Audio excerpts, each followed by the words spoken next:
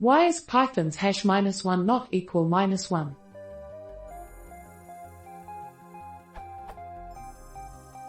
It'd seem reasonable to make int._hash_ simply return the value. Sure enough, that seems to be how Python implements it. Okay, so does this hold true for most integer x?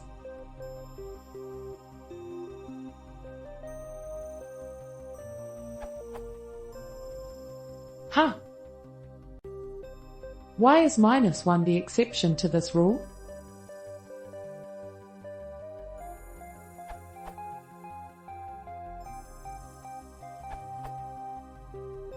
From this URL. The hash value -1 is reserved. It's used to flag errors in the C implementation. If the hash algorithm generates this value, we simply use -2 instead.